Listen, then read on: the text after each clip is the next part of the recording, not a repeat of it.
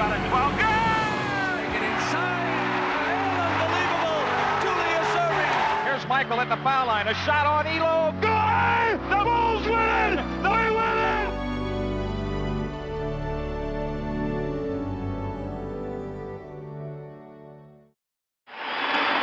From the Boston Garden, the Celtics about to be introduced to this crowd. Don Nelson just trotting out. He will be one of the starting forwards working in Tommy Heinsohn's lineup today. Paul Silas, the other forward. And here comes the center, Dave Cowens. For him, he has had a bad series, but he thinks today he can turn it around against Nate Thurmond, who has been absolutely marvelous for Coach Bill Fitch. Now the guards. JoJo White, number 10. He runs the attack. And Charlie Scott, number 11. Mindy Rudolph, I tell you, you can feel the air of anticipation here in the Garden. Celtics need this game bad, Brett. They cannot afford to lose this game. Give them 3 losses and go back to Cleveland, because that Cleveland is a very, very, very difficult place in order for the Celtics to win. We spoke to Heinsohn before the game, and Tommy Heinsohn is not happy with the Celtic offense. He never realized, possibly before, how important John Havlicek is to running this particular ball club. And Bill Fitch knows it too, Mindy. He has been taking advantage of that with keen defensive work on the part of the Cavaliers. And Bill told us before the game that he's not going to make any changes unless Heinsohn makes changes. He is happy with his club. He is satisfied the way they're playing. They're a disciplined ball club. They work the ball up the court. They do not take a bad selection of shots. And they're going to be very, very difficult to beat today. They've got the momentum going. The John Havlicek strategy simply is this. He's going to sit on the bench probably for most of the first half. Dr. Thomas Silva is conferring with him. If the Celtics get in trouble or there is no offensive movement, then Tommy Heinsohn might go to him. But Heinsohn and general manager Red Auerbach are going to try to spot Havlicek in the second half if they feel that Bill Fitch's team is a little bit tired. One distinct advantage has emerged for Cleveland in this series. They have a deeper and a stronger bench, particularly with Austin Carr and Campy Russell.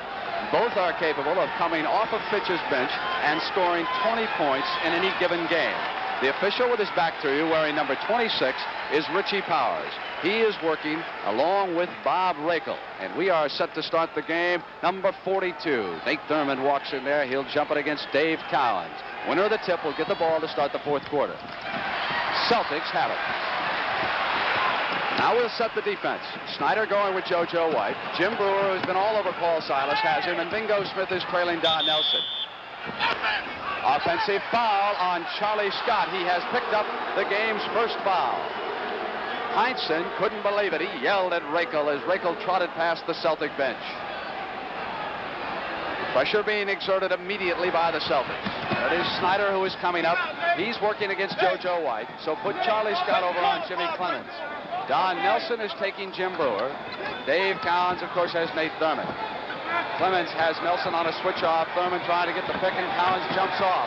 Clemens comes up over Dave and hits it. Jimmy Clemens from the outside has the game's first point production. As we said earlier in the top of the show, Brent, Cleveland will work the 24-second clock. The clock was down to 5 that time. Very deliberate offense.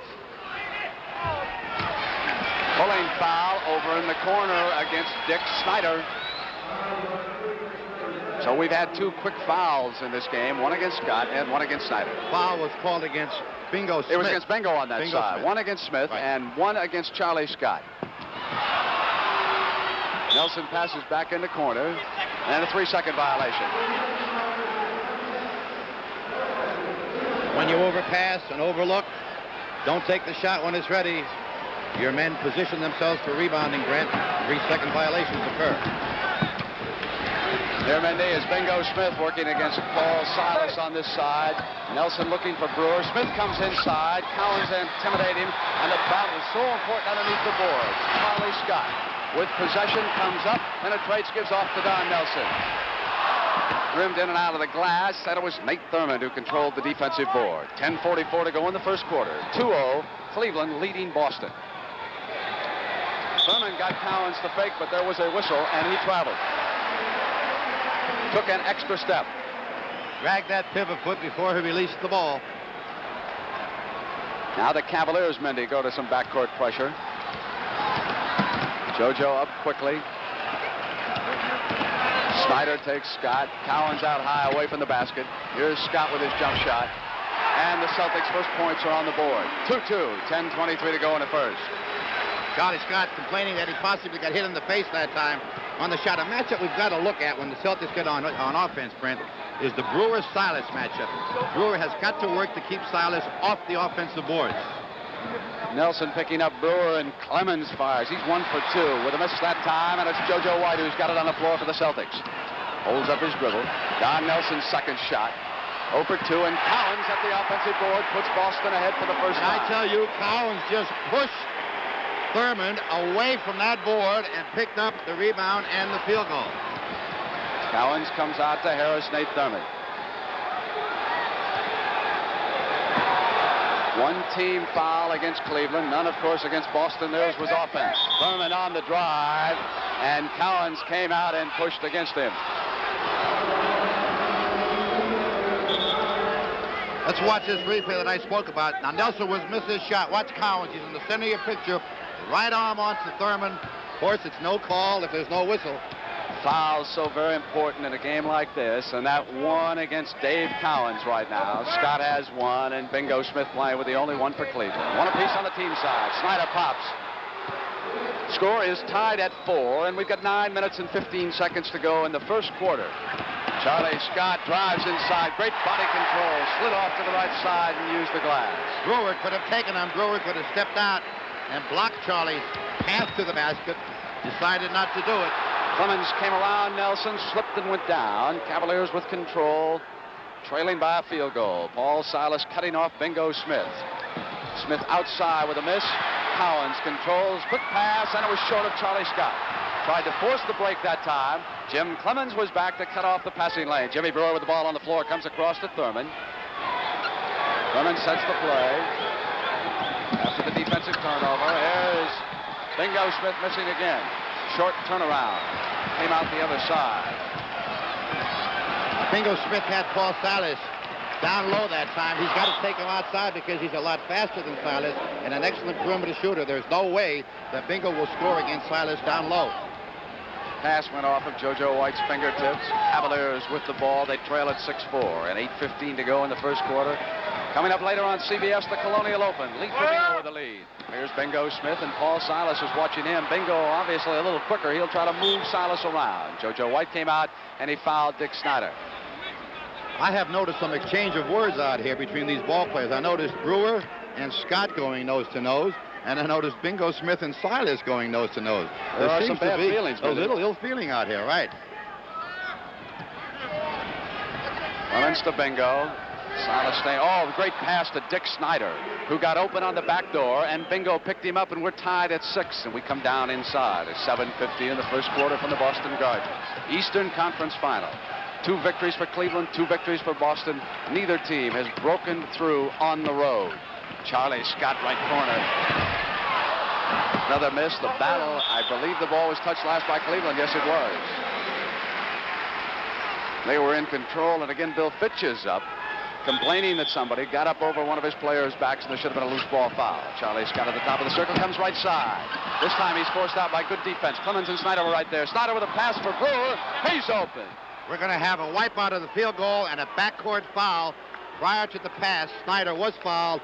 Wipe away the field goal, call the backcourt foul for 2 shots. Now, you'll pick this up now. You'll see the block by Snyder as he attempts to release. He'll be fouled by JoJo White, and there's the whistle. 2-shot foul on the line. Good free throw shooter, I might add.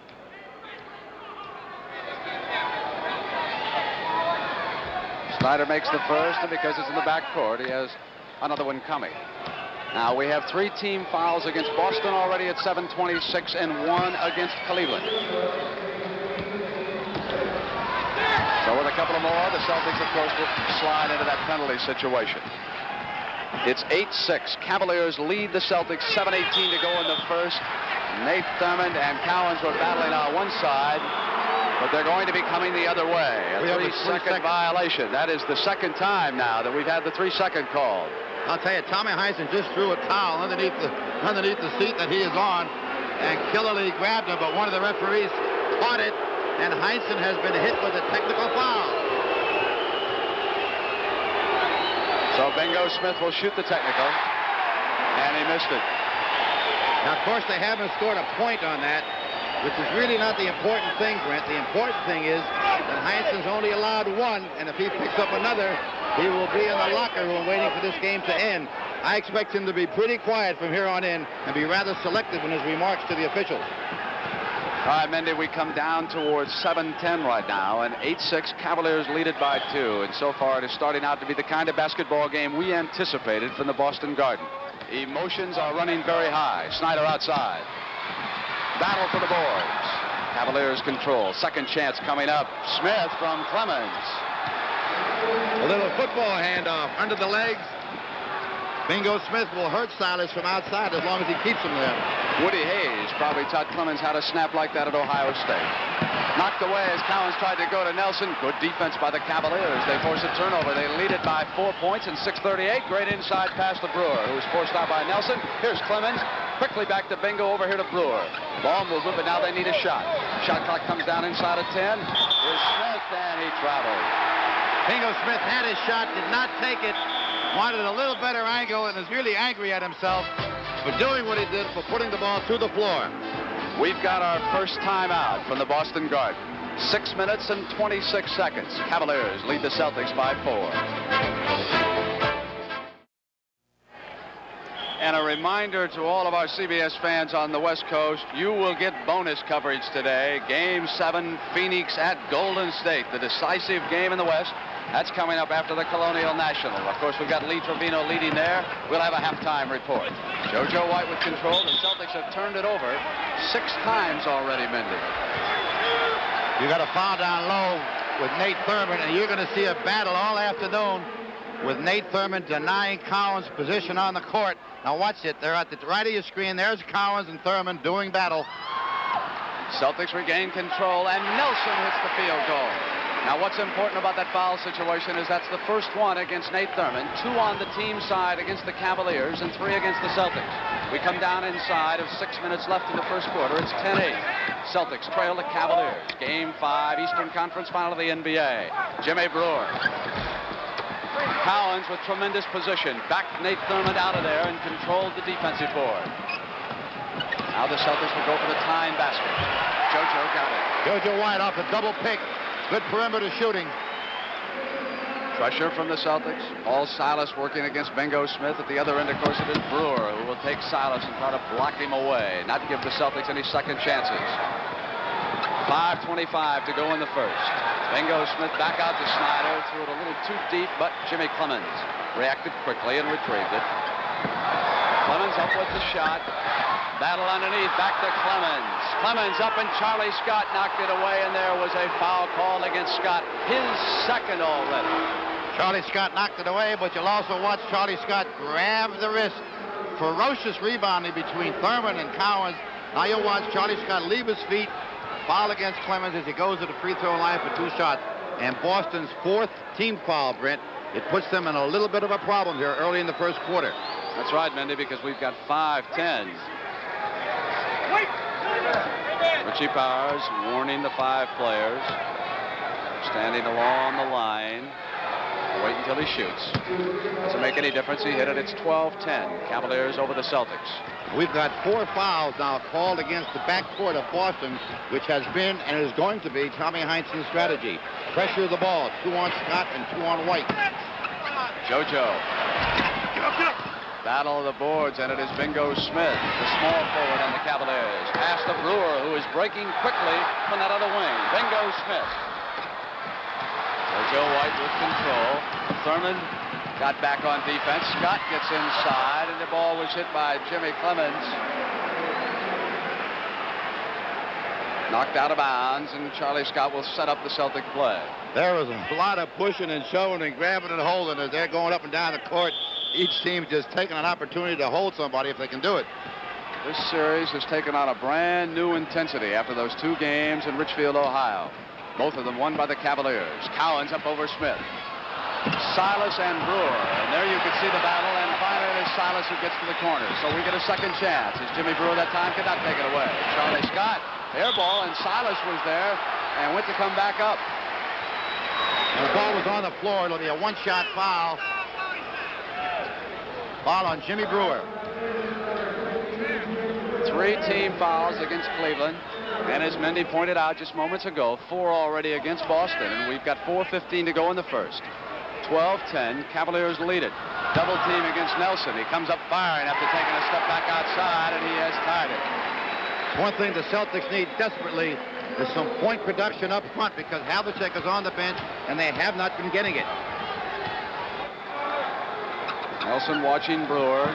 Jimmy, of course, has been concentrating on Paul Silas at the other end and not so much offensive, but he's been breaking open on the break here today, coming down from his wing, and that can happen when you've got a different man at the other side. It was Nelson battling Thurman with the shot clock running down, and a foul was called as Silas slid over there.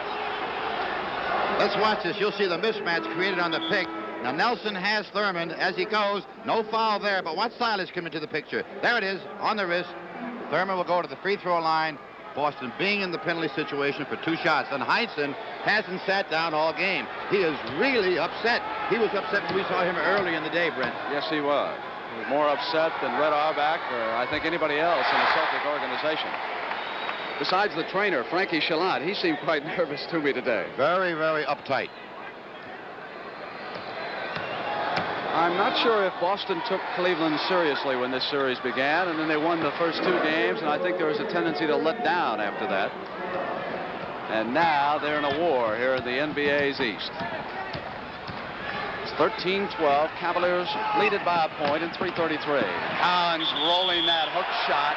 Contact as he came around. Nate Thurman was there on him, and Thurman has picked up the 4th team foul for Cleveland and his 2nd personal. Now, that's one of the strategies that Tommy Heinsohn told us that he's going to do today, is to move Thurman around. Now, watch Collins. He'll move Thurman right across the floor, cause the foul. He feels that if he can wear Nate Thurman down, Collins could be much more effective.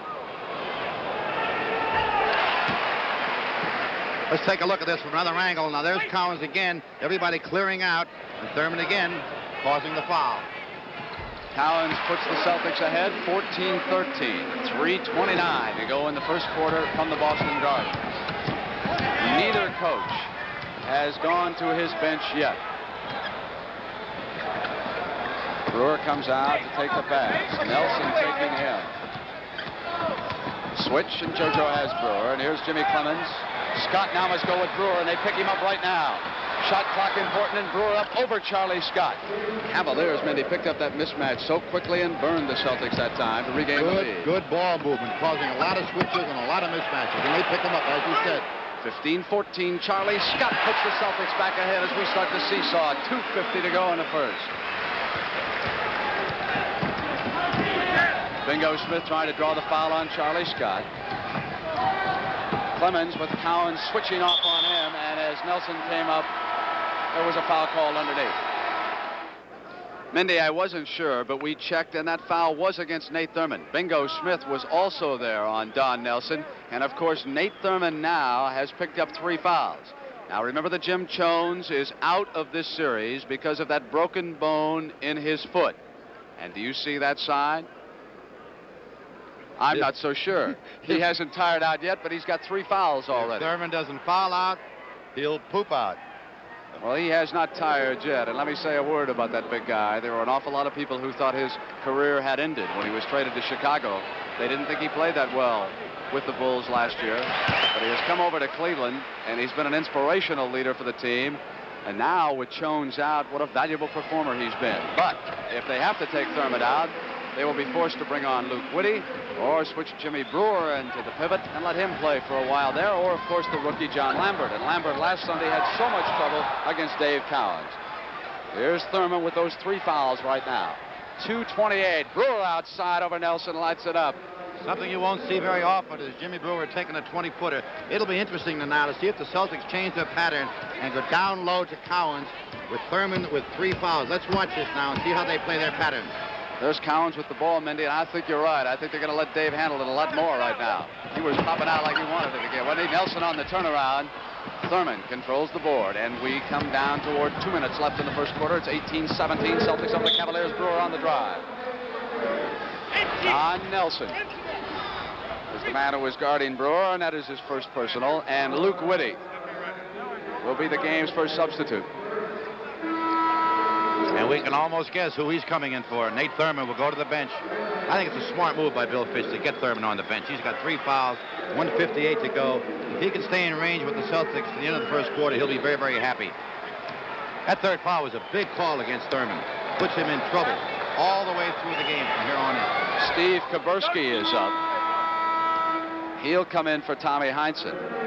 Tommy counters immediately by going to his bench. Don Nelson will get a nice round of applause. He played very well. He's replaced John Havlicek in the Celtics starting lineup today.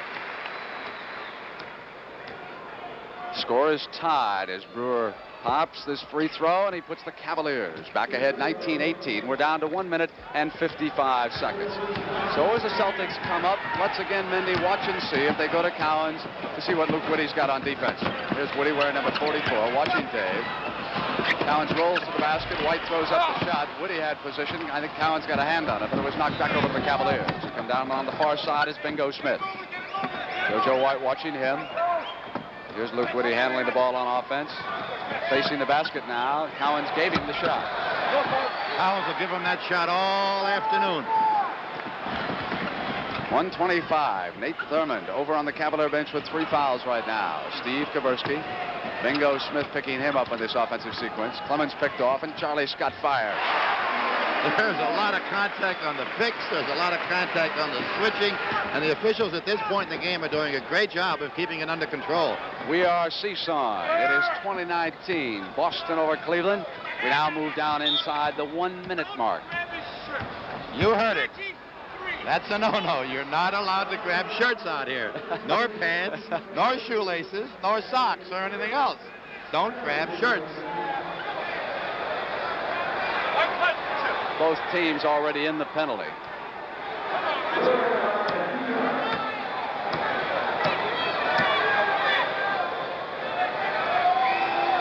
Brewer back at that free throw line. He's got his eye. You probably had this question asked to you, Brent, with the man in the street. Who do you like in the playoffs? So many times. Who do you like in the playoffs? And it's not a stock answer that I tell a lot of people, but I'm sure you'll agree with me. It's the team that stays healthy. It's the team that stays away from the key injuries and gets the momentum going. Second free throw, Mindy, put the Cavaliers back ahead, 21-20, down toward 50 seconds. Here's Cowens working against Woody, getting inside with that jump hook. Battle under the boards. It is fierce here in the Garden. Clemens comes back down. Cavaliers can go up by 3. Off to the side to Jimmy Brewer. Cowens sliced over and influenced it. Great defensive move, and now the Celtics come back trying to get the lead before the end of the first quarter. Cross to Kaburski, not a good pass. Bingo Smith got a hand on it, and the ball went out of bounds. And in that last attempted Celtic fast break, there were 3 Cleveland Cavaliers back on defense, and they are hustling back to cut off that fast break. 17 seconds remain on the shot clock in this sequence. Scott outside. Moon shot misses. Out by Silas to Kaburski. Kaburski comes up with 22 seconds. Charlie Scott with a third shot and puts it in. Celtics up 22-21, and now last shot time into the first quarter. Here's Bingo Smith fielding the ground ball with Kaburski on him. Whitty with the pick. Cowens watching Bingo Smith, keeping an eye also on Whitty. Whitty wants it against Kaburski. Now he's got it, rolls the hook shot in, and the Cavaliers go up. That's the end of the first quarter. Luke Whitty demanding that ball. He wanted the shot that time. Let's take a look at that, Mindy. There's the mismatch with Kaburski. Luke Whitty calling for the ball, not using the glass now. Right through the string, field goal, mismatch, Cleveland scores. From the Boston Garden, Brent Musburger reporting along with Mindy Rudolph, and we have got what shapes up to be an excellent playoff game. The first quarter scoring, Jimmy Brewer high with 8 points. He has been shooting against Don Nelson, and Charlie Scott has been the hot man for the Celtics. It's 23-22, Cavaliers with a 1-point lead as we begin the second quarter here in the Garden. This series even, 2 victories apiece. Snyder with the quarter's first shot, Kaburski with the first rebound. Kevin Stakem has come into the game. He'll work in the backcourt along with JoJo White. John Havlicek is suited, but he has not played yet. And Dave Cowens shoots against Luke Whitty. Nate Thurman not on the floor because of 3 personal fouls. He is resting and sitting alongside Cleveland coach Bill Fitch. Nate watching the action. His team behind, 24-23. 11:25 to go. Campy Russell. A great score has checked in for Bill Fitch. Whitty facing the basket, much like Alvin Adams of Phoenix. Snyder comes up. Taken down by Cowens. Now JoJo White slides right side and uses the glass. Comes back with the rebound. A second chance that time. Cavaliers were careless. They'll have to get Thurman back in. Here he comes. As soon as that happened, Brent, Thurman just ripped off his jacket. Bill Fitch does not want to get this game out of control with a 7 or 8 or 10-point lead. He wants to stay close. 26-23 right now. Celtics leading the Cavaliers. Campy Russell whipping it to Clemens. Inside to Jim Brewer. He had those 8 first-quarter points. 3-second violation. And Nate the Great checks back in. And Austin Carr will appear for the first time. He replaces Snyder. You'll watch the Cleveland offense change now. Austin Carr will handle the ball, and Austin Carr will penetrate also. Completely different style of play. Let's look for it. Celtics up by 3, go to work. 10:33 in the first quarter. Stakem rotates underneath. Silas and Kaburski the forwards. Kaburski up over Austin Carr. 5-point Celtic lead. Biggest lead of the basketball game so far. Got a timeout called. They're all over Bobby Rakel. And the reason they're over Bobby Rakel, Thurman and Campy Russell both feel that Cowan threw an illegal pick that time against Campy Russell, therefore bringing the Boston player for an easy field goal. Cleveland Cavaliers put it in play, trailing by 5 points. JoJo White is watching Austin Carr. They go over on the weak side with a double pick, and then Austin Carr comes back to the top of the circle and goes to work one-on-one against Kaburski.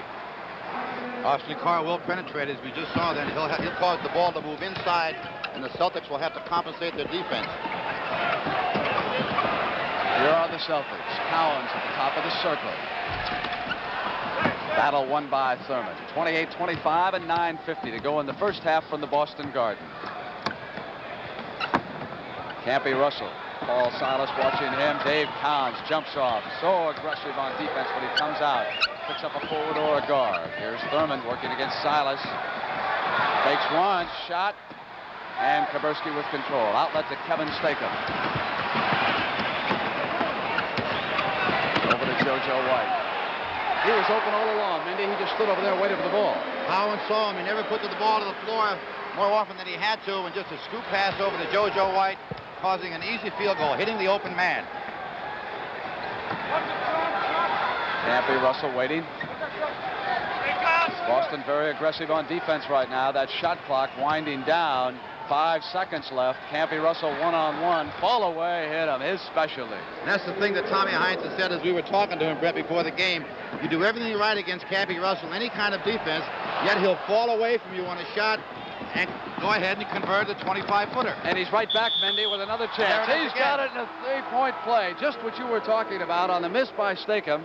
He came right back down, and he's got a chance to tie the game up. Let's pick this up. There's Campy Russell. Now he'll get JoJo in the air. JoJo with the body bump. Campy with a possibility of converting that particular play into a 3-point play. JoJo White goes over and sits down. That's because he picked up those 3 personal fouls. And we are tied because of Campy Russell, who has scored 2 field goals and a free throw. 5 quick points. 8 minutes and 38 seconds to go in the first half. Don Nelson facing the basket. Stakem cut off by Foots Walker. Here's Stakem against Walker. Now Kaburski comes over. Shot clock down towards 5. Cowens up against Thurman with a miss. And I'll tell you, that third foul on Thurman didn't seem to change his style of play because he really went after a block on that shot by Cowens. Austin Carr drives baseline. Here's Campy Russell. Tommy Heinsohn wanted an offensive charge called that time. Stakem passing toward Nelson. Campy got a hand on it. Scott drives, hits Kaburski. Off the iron, and it's Jimmy Brewer down with it. We're tied. 7:56 to go. Only one team foul against Boston. Foots Walker offense on Cowan. Cleveland bench can't believe it. They are up, and they are stopping, and they are screaming, and Bill Fitch is just looking to the heavens saying, what do I have to do to get a call? But in all fairness to the official in that call, Footsy Walker did challenge the defensive player and committed the offensive foul. Colonial National coming up next here on CBS. Charlie Scott against Austin Carr. Celtics not hitting their field goals right now, tied at 30, and it has been Austin Carr and Campy Russell, the two men who have all year come off of Bill Fitch's bench and done the job. We've got the Cavaliers back in it. Pass from Russell to Thurman, set that play up. You just saw the classic pick and roll that you hear so much in basketball language. Nelson tied at 32. 7:05 to go in the first half.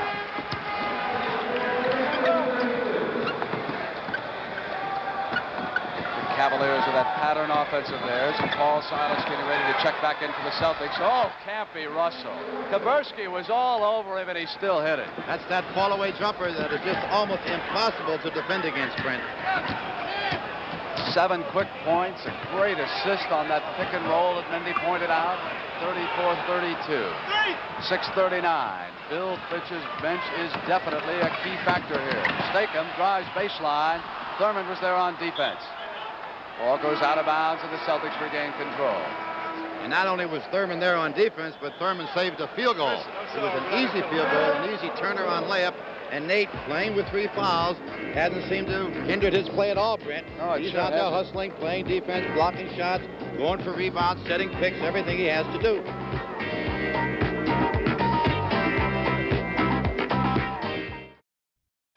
Our situation in the Boston Garden is this. We've got 6:30 to go. Cavaliers lead the Celtics 34-32. Silas coming in on the drive, and there's an offensive foul call. Now that's consistency. You'll watch Campy Russell now, number 20. He'll just keep backing up. Silas going over. Offensive foul. Walker comes back at the Celtics, moves inside of Kevin Stakem, and with the miss, Cowens comes down. Now, if that's one thing that Fitch does not want is one-on-one basketball, and he'll let Footsie Walker know about it. Nobody else handled the ball that time. But Footsie Walker. Alone on the inside. 6 minutes, and we're tied at 34. Bingo Smith, you see Charlie Scott just reached out a hand and said, get out of my way. You tried that maneuver once in the first quarter, and it wasn't successful. Here's Foots Walker, working in Fitch's backcourt along with Austin Carr. Campy Russell, who's been magnificent offensively, fall away. Oh, the Michigan Star is at it again. And that's one thing about a streak shooter. When he hits his first 2 or 3 shots, he's not going to stop. He gets better with more confidence. He'll just shoot them up. I wouldn't be surprised if Tommy Heinsohn will make a defensive change against Campy Russell. And I see Jimmy Ard standing over there just as you say that, Mindy. We'll see if they're going to team up Ard and Cowens or replace Cowens. David with a miss, and there was contact. Loose ball foul underneath. Foul against Kaburski. Cleveland will pick up the ball and bring it up court. Kaburski will go out, and here is Jimmy Ard. So here is the first alignment change for Tommy Heinsohn. He's going to experiment a bit here today. Ard and Cowens working together right now, and Ard is here on Campy Russell just as Mindy Rudolph predicted. So he'll try to cool off Campy Russell. Austin Carr being watched by Charlie Scott. Scott must be careful. Bingo Smith back to Foots Walker. Knocked away. Austin back up. Throws it in, and it's 38-34. He threw a rainbow up, Brent, because he saw Charlie Scott coming for the ball. Really a higher arc than Austin Carr will attempt, but it scored. What a difference this Cavalier bench is making. It's 38-34. Cleveland leading. We come down toward 4:40. Silas, Ard, and Cowens is taken for the backcourt. And Charlie Scott can get a second chance. Bingo Smith was there. Jimmy Ard underneath, cleaned up. A third chance opportunity. Ard put it in. It's 38-36 now. 4:25 left in the first half. Campy Russell and Ard collided, and it was offense called against Campy.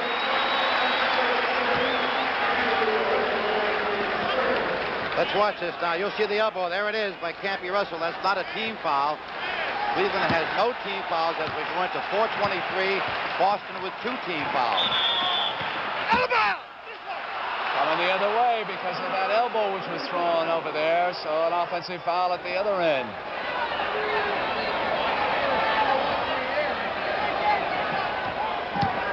Foots Walker comes to the right side of the lane. Now he switches back way out to the top of the circle. Shot clock rotating down toward 10. Cavaliers will set a play. Carr into Nate Thurman. Thurman rolls the long hook shot off the glass and in. And Nate the Great using the glass, going over Cowens. 3:55. Who are the great hook shot artists? Maybe McCauley. Oh, everybody wants to shoot the hook. Silas. Great Easy Ed McCauley, Clyde LaVellette. Now here we got Nate Thurman, Paul Silas. See if somebody else is going to try a hook shot. It's 40-38. Cavaliers lead it 3:35. Down inside of 10 seconds left on the shot clock. Bingo comes back outside, and the whistle was blown. 3-second violation. That's the fourth 3-second violation we've had, and that's what happens when you deliberately pass the ball and overpass. You've got to take the shot when you're open. Two against each team, and hold on as Charlie Scott began his move. There was contact. That will be no field goal. The foul took place before the attempt. Therefore, Boston will get the ball back. That is Cleveland's first team foul in the second quarter. Foul by Austin Cartman. He didn't have any. None on the team side. He wasn't going to send him to the free throw line. So they certainly had one to give there. Cowan saves it back to Jimmy Yard. Celtics can tie it if they can hit here. Staken inside. Pass to Collins. Collins thought he was going to shoot. And as Collins came up, he was called an offensive foul, and the Boston fans are up.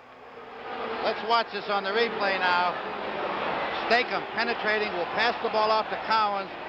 Jimmy Yard will touch it. Cowens, as he goes to the board, a left-handed arm into the body, offensive foul. Called for his second foul that time. Cavaliers lead it by 2 and 2:55 to go in the first half. Russell puts it on the floor, and Jimmy Yard was there on defense. And we're going to have another offensive foul.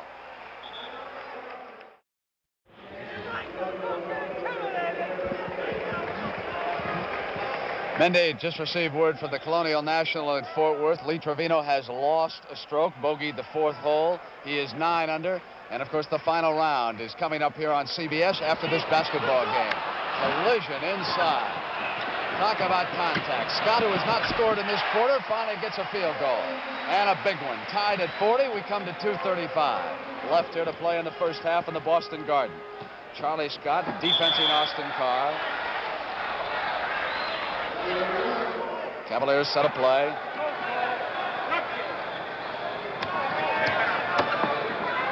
Thurman waiting patiently over here with Cowens watching him.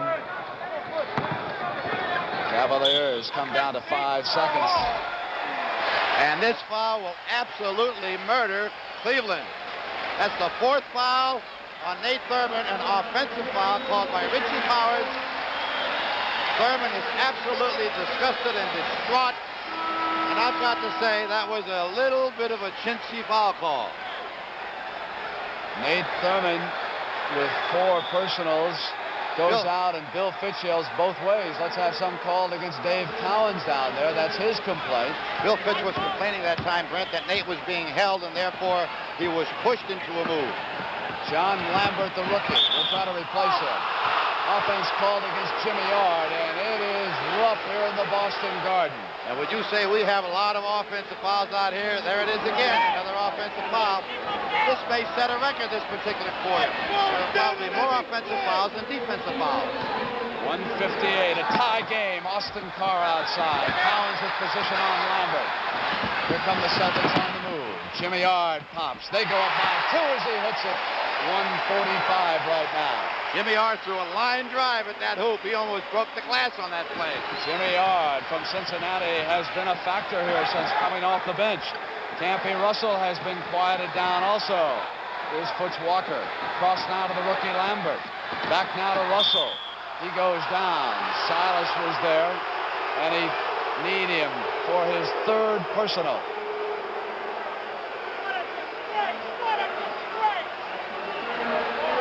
Not yet in the penalty. That was the 4th against Boston with 1:27 to go.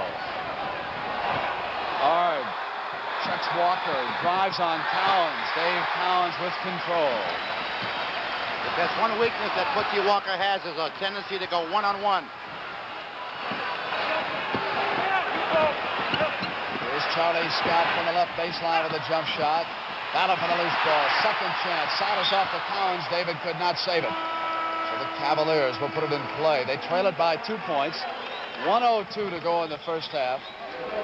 John Havlicek, who did not start and has not played because of that injured foot. But it is possible that we will see him in the second half. That's the Celtics strategy. Wait until the Cavaliers are perhaps just a little bit tired and then hit them with Hondo. 42-40. Celtics lead the Cavaliers.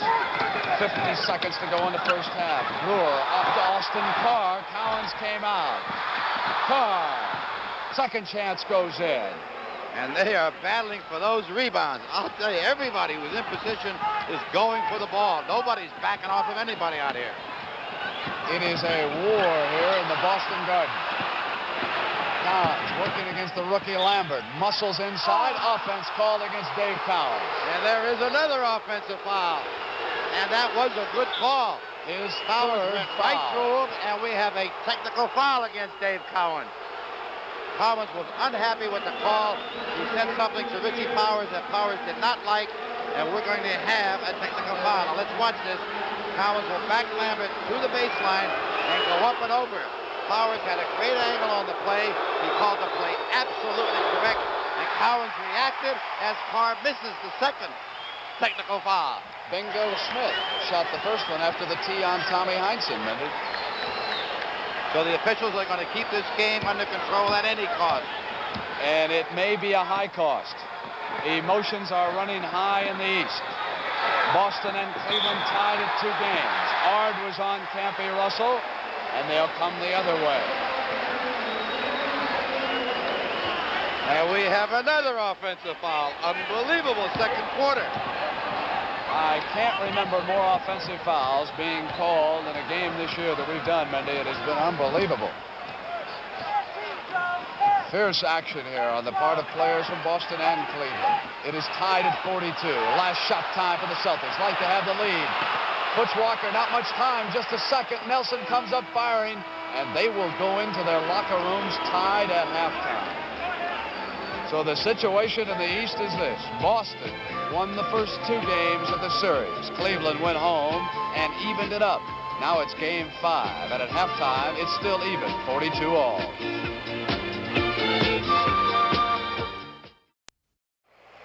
Halftime statistics, Mendy. And the field goal percentage, Boston 42, Cleveland. Of course, the big stat completely is Nate Thurman with 4 fouls, JoJo White with 3 fouls, Cowens with 3 fouls, neither team shooting particularly well. Russell, Brewer, Snyder, Clemens, completely balanced scoring, which has been Cleveland's style of play all year as we begin the second half, Brent. Cavaliers with possession. And again, as Sonny Hill pointed out at halftime, baseline to baseline defense on the part of Tommy Heinsohn's Celtics. Tied at 42 as we begin the final 24 minutes of regulation time. Charlie Scott all over Clemens. Shot clock down inside of 5. Cavaliers will have to hurry. They've got just a second to go, and Snyder hit it at the buzzer. I don't know how he got it off. 2 Celtics were around him. In fact, he didn't even have a handle on the ball, and yet converted. So that sets the stage for what should be a magnificent last half here in the Boston Garden. Cowens against Thurman. Rolls the left-handed hook. Jimmy Brewer inside at the boards. His specialty. 44-42 right now. Cleveland over Boston, 11-13. So it is Clemens, Thurman, Smith, Snyder, and Brewer on the court for the Cavaliers. And it is Silas, Cowens, White, Nelson, and Scott on the floor for the Boston Celtics. Bingo outside. From the side, it is Don Nelson. John Havlicek has not played in this game if you have joined us late because of an injury. But I expect him to play before the second half is over. Intercepted on the bad pass. Jimmy Brewer was standing right there. Cavaliers can double their lead, up by 2 right now. Here's their floor leader, Jimmy Clemens from Ohio State. And Scott is picked off by Thurman. Snyder forced back outside, so the Cavaliers don't get it going. Brewer from outside, a 4-point lead. He has shot very well in this game. Exceptionally well. That's not Jimmy Brewer's type of shot, but he's going to take it as long as he keeps hitting. He'll look for it. Now the crowd trying to urge the Celtics on. They have not scored yet in the second half. Bingo Smith with Silas, and Silas on the drive came down the lane, and there was a whistle underneath, a pushing foul. Foul against Bingo Smith. His second, Mindy. And we talked earlier, Brent, about the offensive fouls in the second quarter. There were 8 offensive fouls called that second quarter. Let's look and see if this pattern continues. Dave Cowens from the corner. It's 46-44. Cleveland over Boston. You said 8 offensive fouls? 8. I can't remember that in a game this year. 4 against each team, Brent. We usually don't get 8 in a game. Here, Brewer off now to Nate Thurman. Thurman with those 4 fouls, so very important. Bingo! Off, and it's Nelson. And Brewer was standing right there, and they've called a foul. And not only was Brewer standing right there, but Bobby Rakel was standing right there. Let's see it now. This is a backcourt foul. Bottom of your screen, Brewer reaches in, grabs the ball, and grabs the wrist. And we're going to have a timeout on the court, Brent. Jimmy Brewer has 2 fouls. Nate Thurman has 4. Cavaliers go over toward Bill Fitch. And, of course, at the other end, as Mindy told you, 3 on Cowens. So after 4 games, obviously, you can see that Bill Fitch's bench has been more productive than Tommy Heinz's. Mindy, you were telling me a story about Bill Fitch and referee Bob Rakel, who's working this game. That last foul was called by Bobby Rakel against Bill Fitch's team. And some of our fans remember the incident 3 or 4 years ago when Bill Fitch, enraged by a call by Rakel, threw a chair out on the court. Of course, he was fined heavily. He was ejected. And that summer, he went around giving speeches at luncheons. And he regretted the chair incident. He mentioned to all the people he spoke to how sorry he was about it. But the thing that he was sorry about was that he missed Rakel when it hit the floor. That free throw by Don Nelson made it 46-45. I thought there were times in the first half when both coaches were going to be throwing chairs at Rakel. 9:47 to go in the third quarter. It is an intense battle, and both coaches will be all over both referees. You can do no right working a game like this. It's that important. I skipped into the press room for a little soda at halftime, Grant. Is that where you disappeared to? I wonder where you went. It's amazing how many differences of opinions you have about the officiating out here, depending upon what side you were on.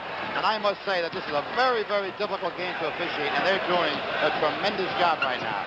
It's like trying to officiate a guerrilla war here as the shot clock went off. You can see it count down. The Cavaliers don't get the shot away. And that is something that a coach can't tolerate. Somebody's got to throw up even a bad shot when you get down to 2 seconds. 9:20 tied at 46. Celtics with a chance now to go ahead in the second half. White puts them in command. JoJo White wide open on that particular play. Snyder missing a defensive assignment. JoJo with an easy jump shot. Thurman puts it on the floor, and here's Jimmy Brewer outside. Missing, and Clemens got in and cleaned up, and it wouldn't go, and Thurman came up over the back of Dave Cowens. There is his 5th foul on Nate Thurman. And that will be 5 on Nate Thurman. Thurman appealed to Richie Powers that he was nearest official. Why didn't he call it rather than Bobby Rakel?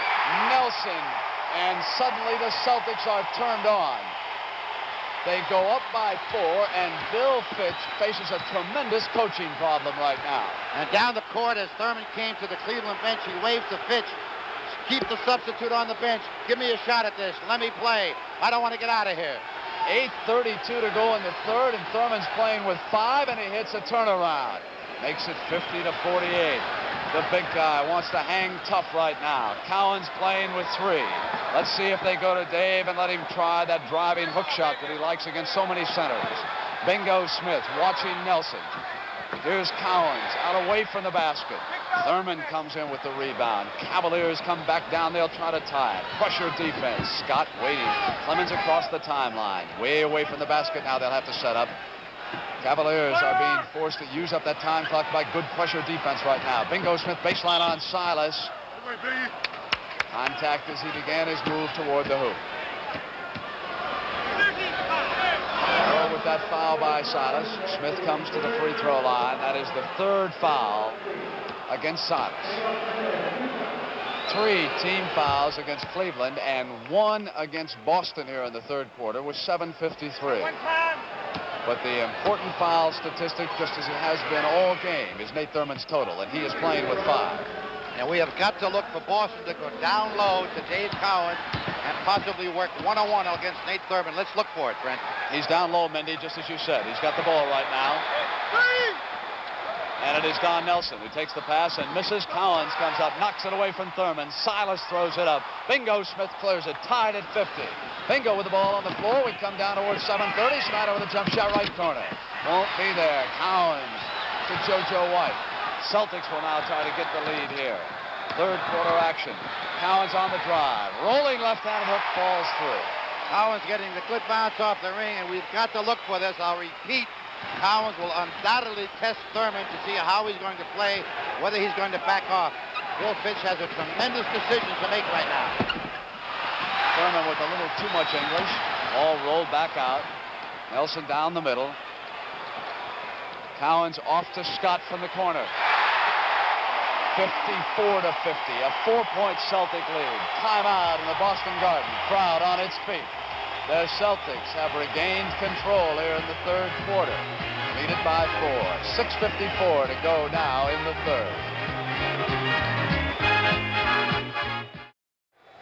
Back in the Boston Garden with 6:54 to go in the third. Mendy, the official scorer, just notified us that they held up an incorrect sign on Paul Silas. He is playing with 4 fouls and not 3, so that could be a factor. Jimmy Jones, who will not play even if Cleveland eliminates Boston in the NBA final round. He is out for the year. So we have Silas with 4 and Thurman with 5. Of course, the big play, Thurman with 5. How far can he go? Cavaliers trail by 4 as they go to work. Look at Charlie Scott's defense out there. Keeping Clemens away from the hoop. Bengo comes out with a pick. Clemens forces the shot up. Silas clears. Here comes Scott. Celtics have got something going right now. Nelson on the wing. Gives it off to Silas, and Nelson travels. Now you'll notice the importance of John Havlicek on that particular play, his absence. Had Havlicek been in the ball game, Nelson would not have been in the ball game. They had a fast break going. Havlicek was not in the ball game, could not handle the ball, could not cut, and therefore we missed his absence. Pointed it out perfectly, which Heinsohn told us before the game. He doesn't have that top speed forward. And the Cavaliers go back to work, Mendy, trailing by those 4. Dick Snyder, he's had 2 long-range shots here in the third. It's 54-52. 6 minutes and 5 seconds to go in the third quarter from the Boston Garden. Eastern Conference Final. Celtics and Cavaliers tied at 2 games apiece. Game 6, Tuesday night, Richfield, Ohio. Turn around, Cowens pops. Brewer clears it off, and the Cavaliers can tie the game. JoJo White in the backcourt, battling against Clemens, and JoJo touched it last. White was claiming that he was fouled. Brewer in the backcourt will help his guards out. Gives it quickly to Snyder, who comes back down. Over in the corner to Nate Thurman. Waits for Clemens. Pattern attack of Bill Fitch, and it is Clemens. And Thurman cleans up, sliding inside. As Mendy Rudolph pointed out, he is the one who told Fitch to leave him in the game. He wants to play, even though he has those 5 fouls. He's hit 4 points since then. Cowens against Thurman. Nate was challenging him, and Cowens threw it in. That's what Cowens has to do. He cannot take the outside shot nor the jumper. He's got to drive to the hoop. On the steal, the Celtics come back. Lead at 56-54. Charlie Scott off to Dave Cowens. Inside move and a miss. And that time Thurman had to back off. Nate is coming back down. They're looking for the break. Bad pass inside. Silas brings it right back for the Celtics. Cavaliers don't want to get in this kind of a game right now if they can avoid it. Here is White into Scott inside to Nelson. Knocked away. Thurman is doing the job inside. That is not against Nate Thurman. Jim Brewer, you made an excellent point, Brent, that I must comment on. Cleveland Cavaliers do not want to get into a running game with the Boston Celtics. If they do, they cannot run with the Celtics. There's the block you saw by Nate Thurman. How important is he on defense? That buzzer sounds because Campy Russell has just checked back into the game, and Bingo Smith leaves. Nate DeGrape, who was the team leader of these Cleveland Cavaliers, he told me a very, very funny story before the game. When he ran into a rookie, they were going to go to a movie. This is early in his career, and they were going to see Dr. Jekyll and Mr. Hyde. And the rookie told Nate that he didn't want to go because he thought it was a double feature. Do you believe that or not, Brent? Oh, I believe it. You believe it? If I tell you, you got to believe it, right? Hey! You're cool. Hey! 56-54. Celtics leading the Cavaliers. Mindy, you ever going to run out of corn? Never. I've got a forearm. That's the same rookie who couldn't spell auto backwards. I'm going to get you a spot on Hee-Haw before the summer's over. All right. 57-54. Celtics lead it by 3. We come down inside of 4:45. Brewer with the ball on the floor for the Cavaliers, and Campy Russell's on the court right now to do one thing, and that's to try to light him up for the Cavaliers. Nelson was holding. He picks up the foul. And on the team side right now, we've got 4 against Cleveland, 2 against Boston. 4:36 to go in the third, and 2 fouls against Don Nelson. 3-point Celtic advantage. Snyder, shot clock down towards 10. Cowens got inside to control the glass. Rebound. Charlie Scott. Now the Celtics can go up by 5 if they can hit here. Inside, Brewer jumped out on Silas. Celtics kept it, and it was Cowens at the hoop. Just what you're talking about, Mindy. Dave is right there. And I think Fitch has got to make a change because regardless what anybody may be seeing on our screen, Nate Thurman is playing in a very timid fashion, and that is not his style. And it can't be Russell, who got 7 important points in the first half. Comes in now in the third quarter. It's a field goal. Celtics lead, cut to 3. 3 minutes and 45 seconds left in the third.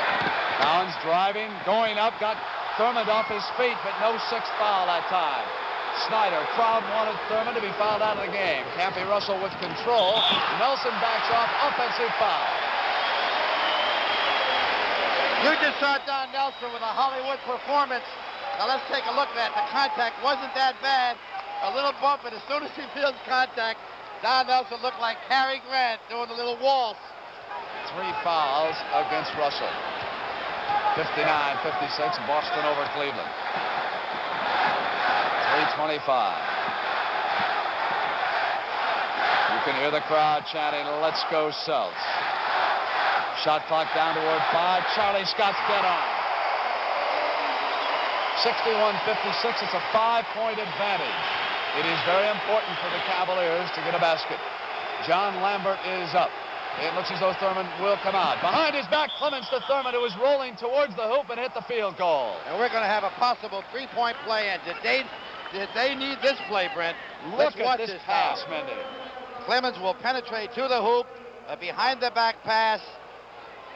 Just magnificently executed. That's the 3rd foul on Charlie Scott, who came over. Cowens went to the passer, who was Clemens. Now we've got some substitutes. Kaburski. What a play that was. Clemens to Thurman, who drove to the hoop with those 5 fouls.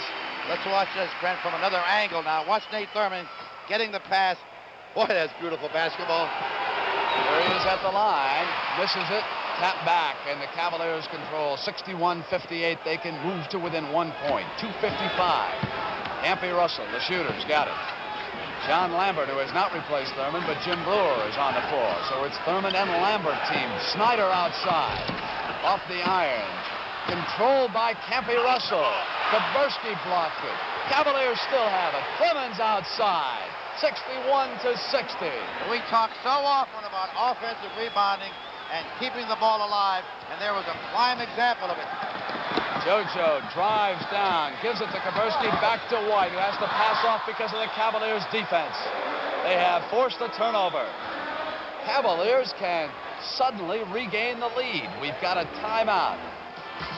Tommy Heinsohn yelling something at referee Bob Rakel. Unhappy about how things have gone the last couple of minutes. Cavaliers right back in it. 2:23 left in the third. 2:10 left in the third. Boston leading Cleveland 61-60. JoJo White inside to Cowens. Lambert will try him. Cowens working against the rookie. Left-handed hook came flying across. Loose ball foul called. Dave Cowens, after missing that shot, came flying back. 4th foul. Look out now. Think there was any Heinsohn is doubt going to about get it. out of this arena. He's Powers gone. is going to chase Heinsohn. Heinsohn walked behind the bench, and Ritchie has run him out of here. And Heinsohn is furious. Heinsohn cannot believe this. He cannot believe that he is going to the dressing room. And Jimmy Clemens is walking away. He's not looking at Tommy Heinsohn. In Cleveland, and somebody called a technical. Some board just threw something down here at Jim Clemens. Jimmy kicks it away. And as we were looking at Heinsohn, Snyder missed the technical foul. Now that is 3 attempts at technical fouls that Cleveland has missed. So Tommy Heinsohn walking now toward the exit ramp that leads down toward the Celtic locker room. You'll be watching the rest of the game on television. He's going inside right now. John Killalay, the assistant, takes over. 61-60. Deflected out of bounds. I believe it was Dave Cowens who got a hand on the ball. So assistant coach John Killalay over there on the bench with John Havlicek. He will be running the Celtics right now. And, of course, Tommy Heinsohn will send out messages. There'll be a television set in the locker room that he can watch, just as Al Attles did Game 4 Washington last year. Lambert with a miss. Celtics control. And when Heinsohn left the arena, his team led it 61-60. 1:35 left in the third. Nate Thurman on the bench. Don't forget he's got those 5 personal fouls when he comes back. Cavaliers trying to tighten up. They gave Charlie Scott the moonshot, and he didn't take it. Kaburski on the drive against Campy Russell, puts it in. 63-60. John Killalay, who's running the Celtics. John Havlicek next to him. Clemens in the corner to Dick Snyder. Snyder from outside. It's 63-62. He's the 3 long shots here in the third quarter. And the perimeter shooting of the Cleveland Cavaliers is keeping them close to the Celtics. 1-point game right now, Mendy, in the final minute of the third quarter. Eastern Conference Final. Cowens passes inside to Kaburski, and again Kaburski converts on Russell. They're taking advantage of Campy Russell's defensive deficiency. So far, he is not a standout player on defense. That's something you learn after years of experience. Campy Russell's an excellent athlete, and he certainly will be a fine defensive player someday. But right now, his specialty is offense. Here's Jim Brewer outside. He lights it up, 65-64. Just as you pointed out, Mendy, that perimeter shooting. And when the Cavaliers get hot, I don't think there's any team in the NBA that can shoot with these guys. They play it together, they hit the open man, and they'll stay alive. Celtics lead it by a point. Kaburski says, let me go again. Clemens wisely drops back. Here's Kaburski on Campy Russell, and the foul was called. Campy Russell his drive on the basket. It is his 5th foul. Like Campy Russell in this play will try to draw the offensive foul. Now let's look at it and decide for yourself. Campy Russell doing a little bit of acting, hitting Kaburski with the body, and he'll go to the free throw line with 2 shots to make 1. Bingo Smith checks in. Excuse me, Brent. Both teams in a penalty situation right now. Campy Russell is going to leave. He has those 5 personals. John Killalay is up directing the Celtics. They lead at 65-64. So for the Cavaliers, it'll be Lambert and Brewer, Snyder, Clemens, and Bingo Smith, Ard, Scott, Kaburski, Cowens, and White.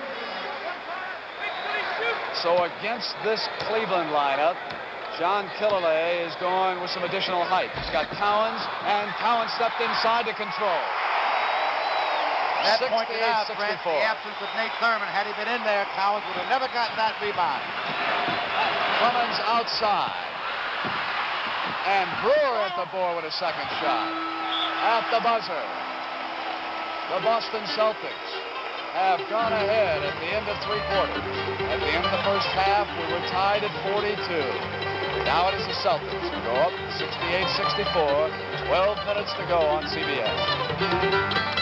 One of the most respected men in the NBA, Red Auerbach, has just moved courtside. He has left his seat in the arena, and he has gone down. He spoke a few words to several of the Celtics, particularly JoJo White. He has taken a seat close to their bench. Tommy Heinsohn has been kicked out of this game. He's watching on television in the Celtic locker room. 68-64. Celtics up by 4. Perhaps the most important 12 minutes of the season for the Cleveland Cavaliers. Austin Carr is watching Charlie Scott. Thurman back on the floor with 5 fouls. Cowens waits. JoJo pops. 70-64. Now a 6-point Celtic lead. Cavaliers right now, Mendy, need a basket. Here's Austin Carr. He can give you instant offense. Brewer pops out. Kaburski will take him. Here's Austin waiting. Takes it outside. And it was all Celtics inside. Charlie Scott with the ball on the floor. Swings to the left side. Gets inside of Nate Thurman and throws it up at 72-64. Charlie Scott with a circus shot. Let's watch this now. Watch Charlie Scott. He'll get caught up in the air with a possible block. He'll go underneath, use used the glass and brought the crowd to its feet. Back in the Boston Garden, the Celtics break their huddle. Those banners are up there because of the emotion, the feeling, the spirit that this franchise has generated over the years. And have they pulled the strings here this afternoon? They brought John Havlicek out of the locker room late. That touched off the fans. Tommy Heinsohn then kept the team stirred up on the bench. He has been kicked out. Red Auerbach moves down alongside the court and the Celtic bench. And finally, the Boston fans have come alive. They have been complacent throughout this series, and the team has been worried about it. But not now. You can feel it here in the Boston Garden. It's 72-64. Shot clock. Clemens hits it. A very important basket for Bill Fitch's Cavaliers. 72-66 right now. 6 points in 10:45. So all that pride and all that tradition and all the meaning of the Boston Celtics up against Cinderella right here. Pass inside to Cowens. Cowens waits. White is out there. Austin Carr will watch it. White around the Cowens pick. Thurman jumps out. So Austin Carr must take Dave Cowens. And there was a whistle blown as Austin Carr used too much contact in trying to stop Dave Cowens, his second foul. A good foul by Austin Carr. Had he not committed the foul, Dave Cowens would have been in position for an easy field goal. Kaburski on the drive against Bingo Smith. Bingo muscles him out. JoJo White and Brewer up, and Silas knocked it away. There comes Clemens again. 72-66. Bingo over on the near side wing. Cuts inside. Comes up firing. JoJo White with control. 72-66. 10 minutes and 10 seconds to go in this ball game. Back now to Charlie Scott. Clemens watching him. Scott comes over left side. Silas in the corner. Brewer watching on the corner of his eye where Cowens is going. Thurman watching him. Moonshot. 74-66. 9:55. The great Scott. Charlie Scott almost brought rain off the roof that time with that shot. Jimmy Clemens, who has been a calm, cool leader here so far, comes back up. And he's doing it right now. He's keeping Bill Fitch's team right in this game. It is 74-68. 9:35. Celtics back to set the play up. Coach Tommy Heinsohn watching the action on the television set in the locker room. From the corner, Scott. Nate Thurman with control on pass to Bingo, and Scott got a hand on it and knocked it out of bounds. That would have cut the Celtics lead to 4 points, but Charlie Scott rotated back and came flying across. 9:20 left for Bill Fitch and the Cavaliers. Game 6 Tuesday night. Don Nelson is checked into the game. All Silas takes a rest. So Kaburski and Nelson the forwards. Carr back to Thurman, who was rolling to the hoop. He came up, got it, and drew the foul inside. So again, Mindy, we've got a chance for a three-point play. Another well-executed pick and roll. Now watch Thurman as he gets the ball on the pass in. Kaburski with the foul. And another chance for a three-point play. Let's catch it from another angle now. There's the pick. There's the roll by Thurman. And again, there's the foul by Kaburski. Nate Thurman has been a marvelous performer in this series, regardless of what the final outcome might be. He has been unbelievable. It is 74-70 since 8:32 left in the third. He's been playing with 5 fouls. Took a short breather, and now he's out on the court, dueling one of the most aggressive men in the history of the NBA, Dave Cowens. Here's a pass to Nelson. Nelson puts it down, waits for White, left corner. 76-70 and 8:47. And don't forget, after this, the final round of the Colonial National. Can Lee Trevino hang on and win a tournament in Texas? Smith goes down, waits. Good Celtic defense right now. Here's Austin Carr. Kevin Statham watching him. Carr slides around Jim Brewer. Cut off by Nelson. Back to Thurman. Shot clock's important. Thurman puts it on the floor, and on the drive, he came to the hoop. So he drew the foul that time.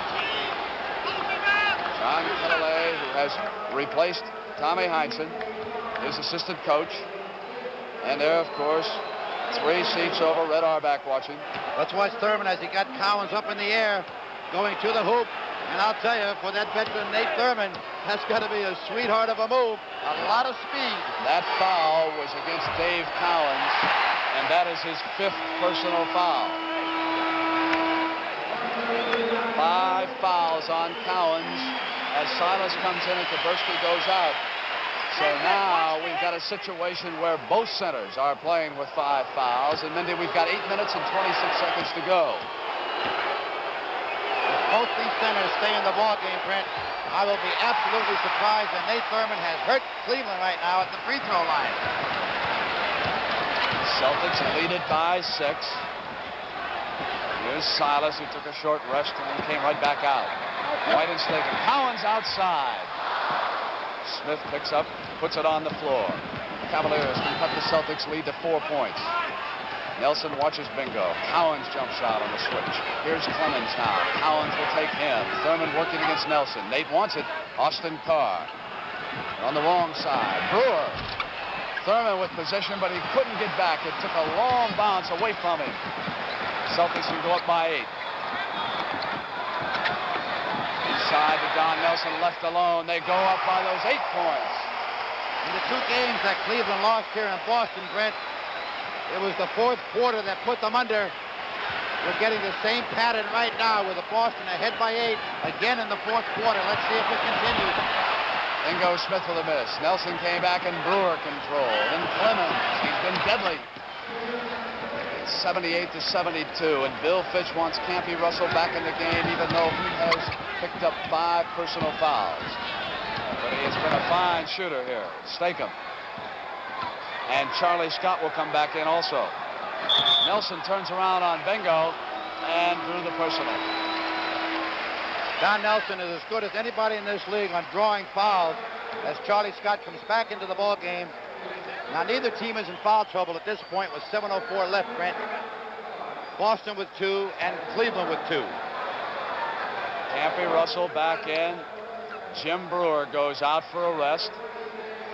But we'll set the Cavalier lineup. Russell, Clemens, Thurman, Carr, and Smith against Silas White, Nelson, Collins, and Scott, who just checked back into the game. John Killalay yelling something out to Nelson. And it was the fact that he wanted a timeout before he shot that free throw. So the timeout is called, and Bill Fitch brings the Cavaliers over. Bingo Smith. Situation is this: 7 minutes and 4 seconds, 79-72. Boston with the lead. Collins and Thurman, 5 fouls apiece.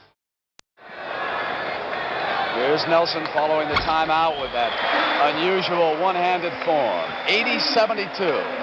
Celtics lead it by 4 field goals and 7 minutes to play in the Boston Garden.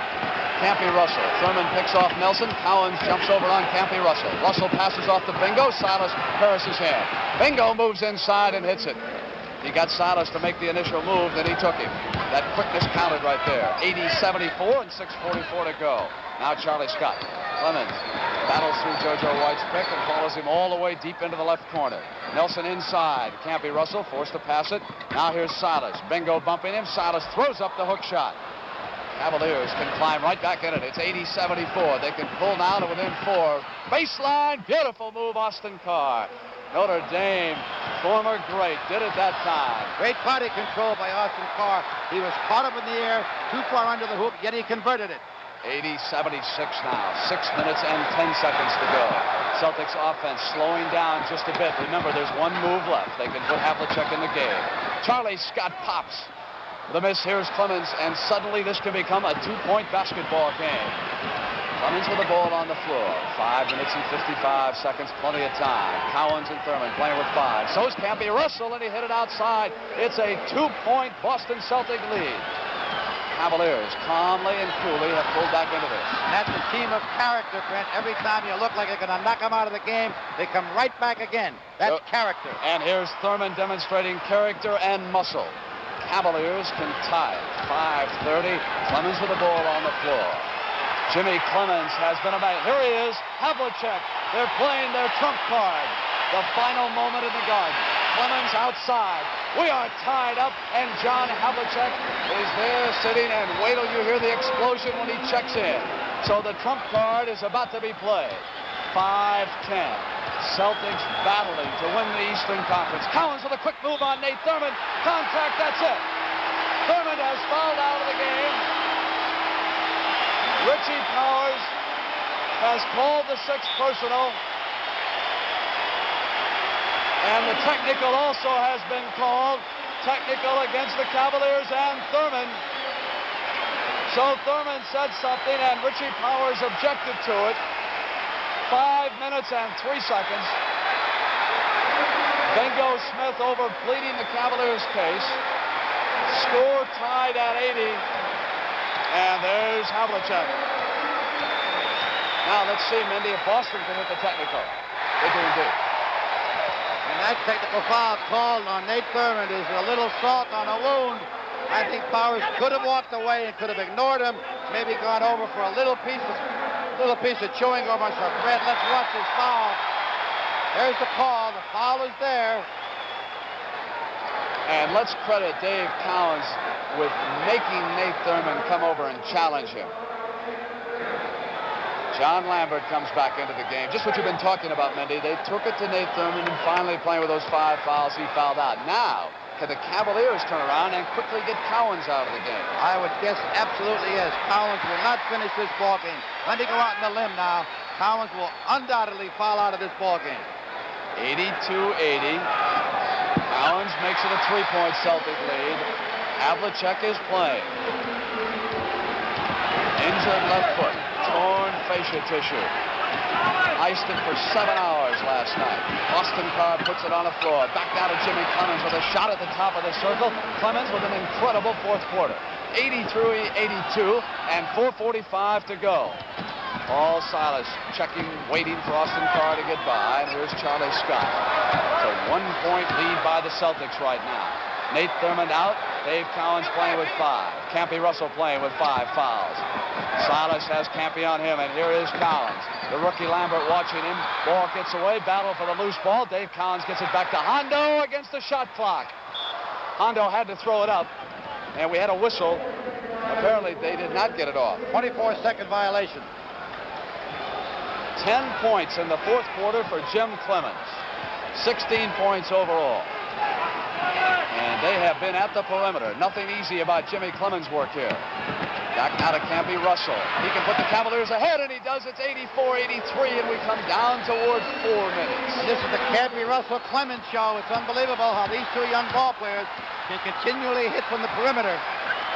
Pressure time in the East. Ball gets away, but Charlie Scott saves it, keeps it from going across the midcourt line. JoJo from the left corner, and the Celtics are back ahead, 85-84. 3:45. Neither team can afford a big mistake. Bill Fitch has moved down to the far end of the Cleveland bench. He's sitting down there with Nate Thurmond watching the action. Here's Clemens inside to Campy Russell. 3:30. Campy against Silas. Havlicek helping out. Havlicek leading Clemens open. Campy turn around. He hits it again. It's 86-85. 2 field goals. What a magnificent shooting performance. Jim Brewer is over on the Cavalier bench. If they need help on the boards, they'll get him back in. Now here's Hondo. Celtics will try to regain the lead here. Pass it into Cowens against the rookie. Carr drops back. Cowens muscles in and throws it up. And we've got contact. As he came inside with Lambert there. You'll find 3 Cavaliers now converge on Dave Cowens. As Carr comes into the play, Lambert, Cowens will drive to the hoop, and there is the foul as Cowens will go to the free throw line for 2 shots. Let's pick it up at another angle. The pass into Cowens. There's 3 Cleveland Cavaliers as Cowens draws the foul. Brent, the Cavaliers are in foul trouble now. They've got 14 fouls. Boston has 2. 3 minutes and 8 seconds to play. That was the first foul against the rookie from USC, Johnny Lambert. JoJo White just looked over at the table and shook his head with sweat dripping off him. It's been that kind of an afternoon in the Boston Garden. 87-86, Celtics over the Cavaliers, and here's Clemens. Charlie Scott watching him. And there was a whistle as Jim Clemens tried to go to work on Charlie Scott, and he drew the foul down there at the left baseline. That is the 4th foul on Scott. There's Bill Fitch's new position. Now he walks up towards the front, and I believe he's going to have a timeout. Yes, indeed. Bill Fitch diagramming a play along the side. He and Larry Costello of the Milwaukee Bucks do a lot of diagramming during these games. And Bill Fitch, a strong candidate to be Coach of the Year, or have they named him yet, Mindy? I've got to say he's the leader. But if I were to have a vote in my inside pocket with an envelope, I would not be surprised if it were Bill Fitch. Now, on this diagram play, we've got to look for the 2 hot hands on the Cleveland Cavaliers, Clemens and Campy Russell. Bill Fitch will undoubtedly set some kind of a screen for either player to handle the ball and to take the shot. Both have indeed been magnificent. This quarter, Jimmy Clemens is 5 of 5, and Campy Russell 3 of 3, the two men you've mentioned. So they are 8 of 8 from the floor. Cleveland trailing it by a point. They've got possession, and here it is. 2 minutes and 59 seconds to go. Silas, Havlicek, White, Scott, Cowens against Clemens, Russell, Lambert, Smith, and Carr. We must also look to see if the ball will go into Lambert. Cowens with 5 fouls. Let's see if Fitch's diagram to play, possibly to foul Cowens out of here, Brent. They're going with Lambert and Russell and Smith, so Jim Brewer over on the bench. The Cavaliers are counting on their shooting right now rather than their muscle. It's 87-86, down inside of 250. Here's Austin Carr. And the foul was called against Lambert. Offense, his second. And a very, very big turnover for the Cleveland Cavaliers, one they could ill afford. Assistant coach John Killalay running the Celtics. Tommy Heinsohn has been ejected, watching the game in the Celtic locker room. Havlicek waiting now, 2:35. Campy Russell taking him. John playing with that injured left foot. Dave Cowens outside up over John Lambert. It is 89-86.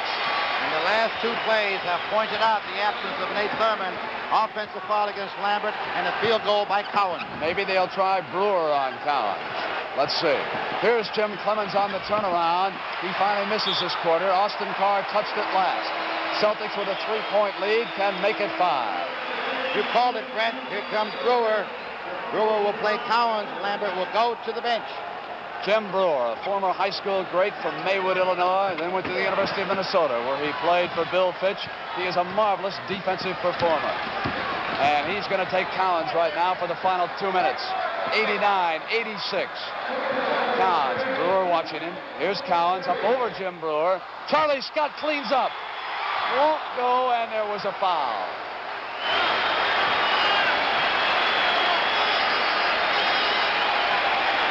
Let's watch this. Cowens will overshoot Charlie Scott in perfect position, and the little bump by Austin Carr caused the ball to miss. Another good foul by Carr. Now Cleveland's in the penalty situation. Scott will have 3 shots to make 2 points. Boston still has a foul to give. They only have 3 fouls called on them. They'll have 1 foul to give in the last 2 minutes, Brent. And Mendy, that was the 3rd foul against Austin Carr. 91-86. A 5-point Celtic lead. Cavaliers have got 1:50 to make it up. Eastern Conference Finals deadlocked at 2. Celtics in the closing moments with a lead, and there was a whistle as Clemens made his drive toward the basket. Now, Bill Fitch is going to play a little chess game here on defense. He's taking Bingo Smith to the bench. He's putting Lambert in the ball game, and we'll have to see if Lambert picks up Cowens or if Brewer will pick up Cowens. 1:44 on the clock. 91-87 on the strength of Jimmy Clemens' free throw. Ball is in play. Wait, please.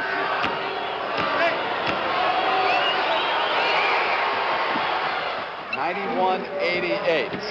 Nate Thurman, who fouled out, cheering the Cavaliers on here, urging them pull this one out and take a lead back to Richfield, Ohio, Tuesday night in Game 6. Pressure from the Cavaliers. Clock counts down inside of 1:40. You can see it in the background of your screen. JoJo White. Austin Carr takes him. Here's Hondo Havlicek. Celtics with a 3-point lead, and there's 5 as Cowens drops in another field goal. Again, Cowens burns Lambert. Lee Trevino's lead down to a stroke. Ball knocked away from Clemens by Havlicek. Pass to Lambert inside. The rookie's got the field goal, 93-90. 1:16. Coverage of the Colonial National coming up after this. 1:10 left. 93-90 as the Celtics go to work with that 3-point lead. Here's Charlie Scott. Scott comes out of the corner. Shot clock slides down inside of 10 seconds. Scott back up with a shot. Jimmy Brewer battling. Lambert's got the ball. We got 58 seconds. Pass now to Austin Carr. Cavaliers can pull to within a point. Here's Campy Russell. 50 seconds. Campy up on Havlicek. Not there, and Silas. Big rebound. Celtics down. On the move. Charlie Scott off to White, who cuts to the hoop and throws it up. Cavaliers come back. 40 seconds and out of it. It's 93-90. Clemens off to the side. Lambert has it blocked. Cowens came over, and also there was Paul Silas. The foul called on Silas. That's 5 fouls. Let's watch this. Jimmy Clemens penetrates. There's the pass off. There's the foul. Cleveland has an opportunity to get to 1 point. And we're going to have a timeout, Brent. So these two teams will go back to Richfield for Game 6 Tuesday. And right after our coverage here, the Colonial National, the final round. Trevino over Morley by a shot. Talk about a guy trying to hang on, Lee Trevino. He's never won a professional tournament down in his home state. We'll go down to Pat Summerall right after this. And then for all of you out west, particularly down in Phoenix, in the Oakland area, Game 7, Golden State and Phoenix. That will start at 3 o'clock Pacific time or 6 o'clock New York time. You fans on the West Coast will get to see it. Another thing we must concern ourselves with here, Brent, is that both teams have 2 timeouts left. Now, they will undoubtedly use them very judiciously with only 35 seconds to play. We'll watch Cleveland. If Lambert does convert this second of 3 free throws, they will undoubtedly pick up Boston in the backcourt and press them all the way down the court. So here's the young man, John Lambert.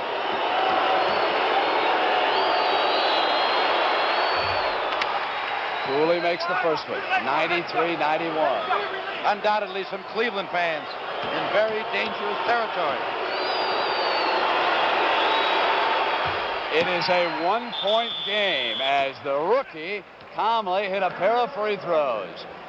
Timeout called by the Celtics as they go back over to set a play. There's a good look at Red Auerbach, whom you were just speaking about, Mendy. Red Auerbach is fixing the hair, wiping the perspiration off the top of the head, and he cannot be a happy man right now. His Celtics are struggling and fighting for their lives. They do not want to go back to Cleveland 3-2. They do not want to go to Richfield with Cleveland having the advantage. Mendy, there were a couple of ugly incidents after Game 4 in Richfield, Ohio. Handful of fans got out of line and threw some beer on some of the Celtics and Charlie Scott. And Nick Maletti, prior to the start of this game, the owner of the Cavaliers, went up and apologized to Tommy Heinsohn. He also apologized to Red Auerbach and said it was a handful who'd spoiled the evening for about the 99 and 9/10% of excellent fans in the Cleveland area. I have always found the fans in Cleveland, Brett, to be super fans. And sometimes they get a bad rap when you have 1 or 2 nuts up in the stands who will maybe throw a beer at you or hit you with a bag of popcorn or peanuts, and the entire community suffers because of it. They are not that type of fans. They are behind their ball club. They adore these kids, and rightfully so. These young men that Bill Fitch has put together, along with Maletti, have really made themselves proud. They can be proud of their record. There's only one man left from the original expansion club. That is Bingo Smith. He's the only one. So they have put this team together with bits and pieces. Bill Fitch is the only expansion coach left. So Cleveland has a lot to be proud. Boston has a lot to be proud. They're a team with a lot of heritage, a lot of tradition. John Havlicek, as he comes out on the floor, the Boston fans will applaud. We have a very dramatic 35 seconds here, Brent. Cleveland with 2 timeouts, Boston with 1 timeout, both teams in the penalty situation. And over to you, my man, Brent. And unfortunately, there has to be a loser in a game like this. There are no ties. 35 seconds, as Mendy pointed out. Paul Silas, because of his height, takes a look at the clock, and he will throw in. Because of his height, he'll throw the inbounds pass at it. It has nothing to do with the clock. Here's Havlicek, who pops out, and the clock starts running when he touches it. Campy Russell watching. Collins wants it against Lambert. Dave Collins wants it. Collins with an inside move. Silas. Silas again. It's in. Paul Silas at 24 seconds has controlled the offensive board just as he has all season long. But never has Paul Silas picked up a bigger offensive control tap than that one. And nobody can do it. It's better than Paul Silas. He led the league in offensive rebounds. He got in position. He kept the ball alive with 1, 2 taps. He kept it going, and converted.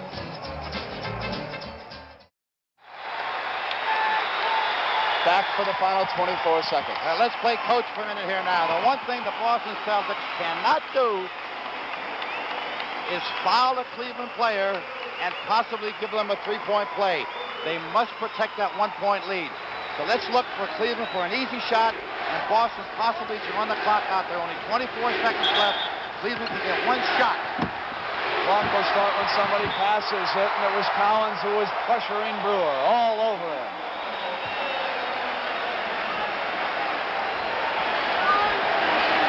One second ran off the clock, which is what Fitch is wanting. to request. Because as Well, soon hit as his it touches, foot, Mendy. Why did the second go off the it clock? must go off, Brent, because as soon as it touches any player on the court, the clock starts. And that's exactly what happened. It started and stopped, and 1 second went off. Absolutely correct.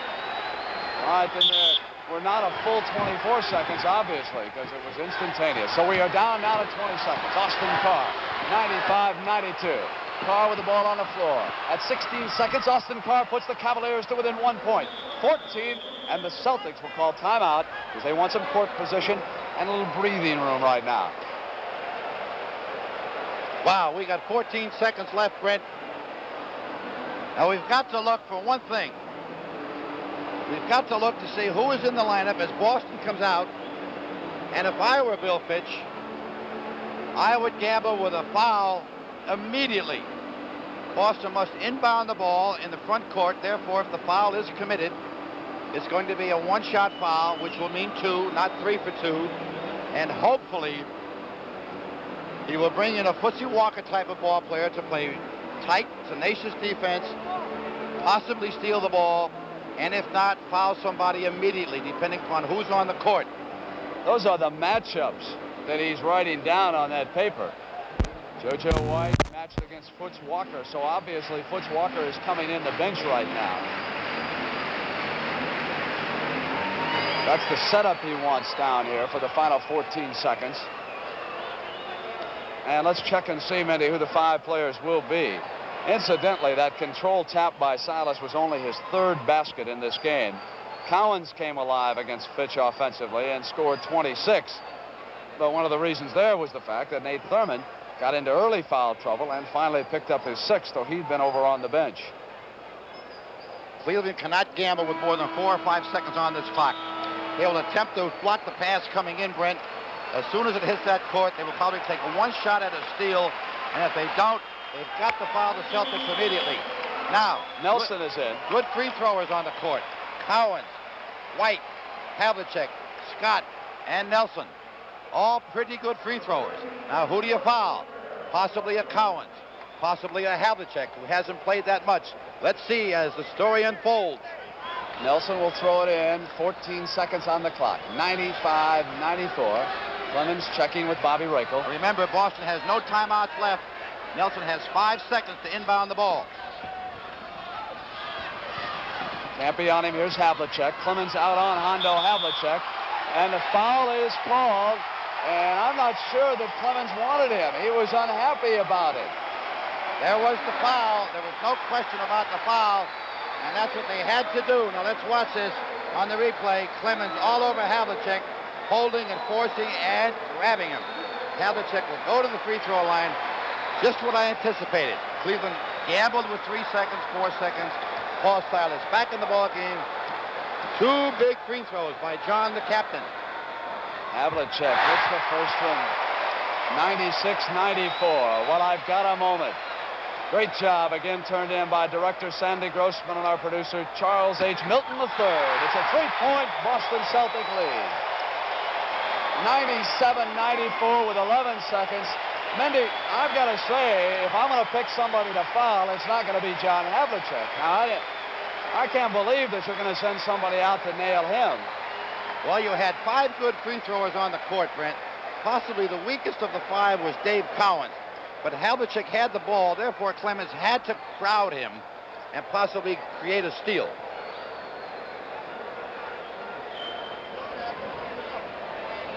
Today's NBA playoff game is sponsored by Datsun, America's #1 selling import for cars and trucks. Datsun saves. And by Johnson CB, the great American adventure.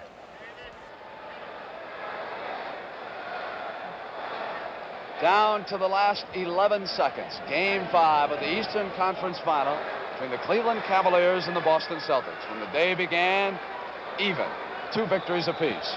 We are down now to the last 11 seconds of Game 5, and the Celtics lead at 97-94. Game 6 coming up Tuesday night in Richfield, Ohio.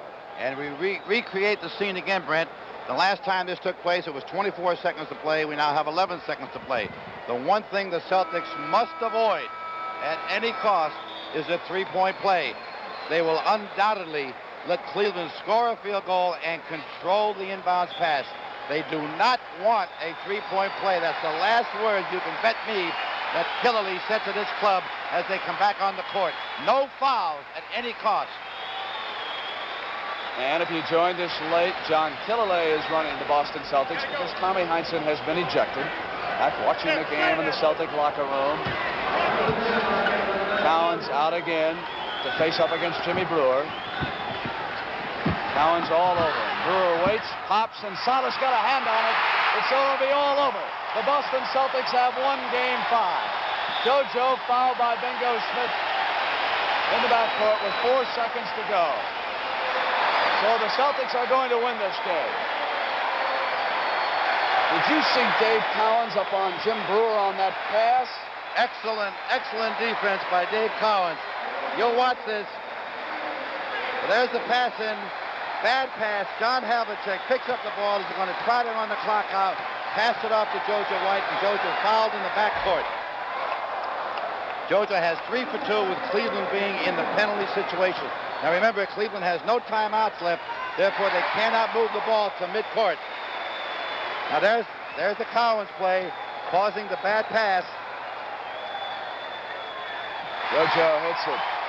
It's 99-94. It's all over.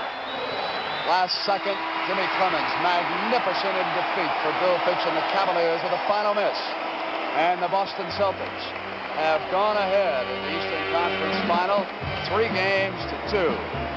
They defeat the Cleveland Cavaliers by a score of 99-94. Still ahead of us on CBS, the final round of the Colonial National and also the NBA Championship Series.